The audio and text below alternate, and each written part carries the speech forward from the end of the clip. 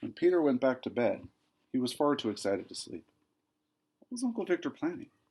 It was some dangerous scheme, whatever it was, and somehow he, Peter, was in it too. It was a way to save 13 tons of gold bullion for Norway. That was all he could understand, but how he was going to do it was more than he could hope to know. The men's voices were low.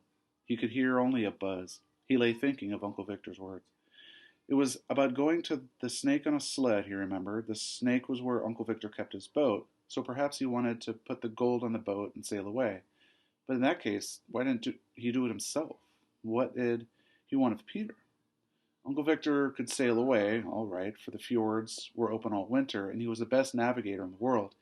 It must be that he wanted Peter to carry the 13 tons of gold on his sled to the boat. But if he took as much as he could on every trip, he supposed he'd be an old man before he was finished. Say, he sat up in bed, he has too many children in Wiswick School, so that's what he means. All are to help, even the girls. Peter fell asleep, figuring how long it would take 25 boys and girls to carry 13 tons of gold. For how long a distance did Uncle Victor say? For 12 miles. It was a strange problem, for he had no idea how much they could carry at a time. Some of the boys had awfully rickety sleds that wouldn't hold much more than themselves.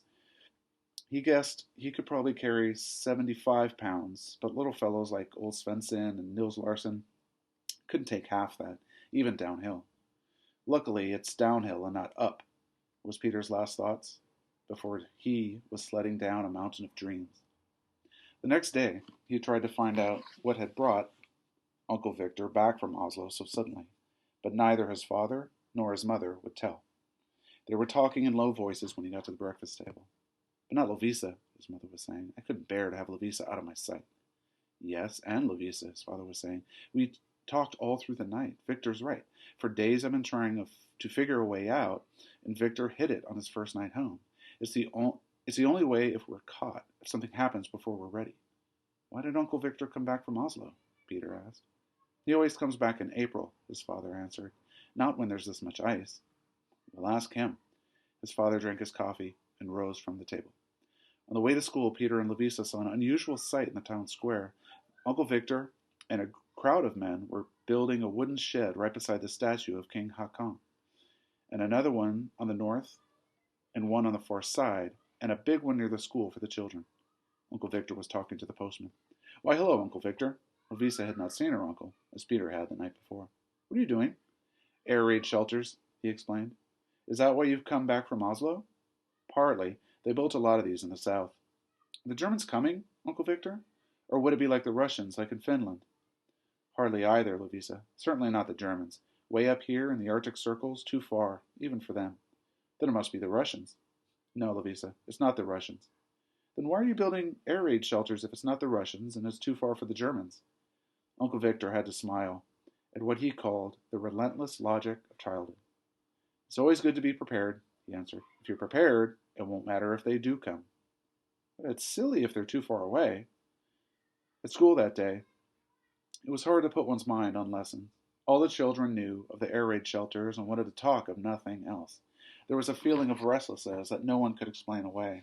Some of the primer classes were in tears and had to be sent home, and often an older brother or sister had to go along.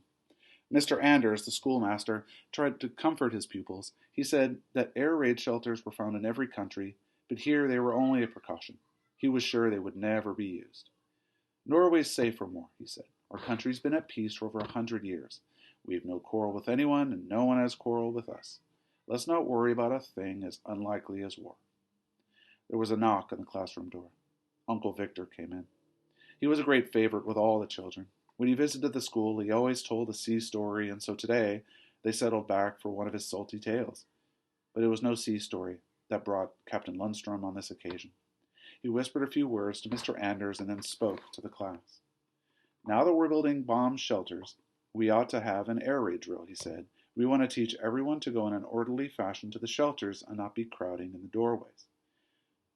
Just like a fire drill, Mr. Anders said. Just like a fire drill, Uncle Victor repeated. In a fire drill, you will have your leaders and lieutenants. So with an air raid drill. Now, besides the boys and girls of this school learning to take care of themselves and not being a worry to their parents, there are other things they can do for their country. For that reason, I'm going to help you form a club. If he had promised to sail his boat to the moon, he could not have had a quieter audience. Do you want to know what kind of club? Well, for lack of a better name, we'll call it the Defense Club. Your president must you must obey in everything. You must do all that he asks and never question him. For your president, I am going to appoint Peter Lundstrom.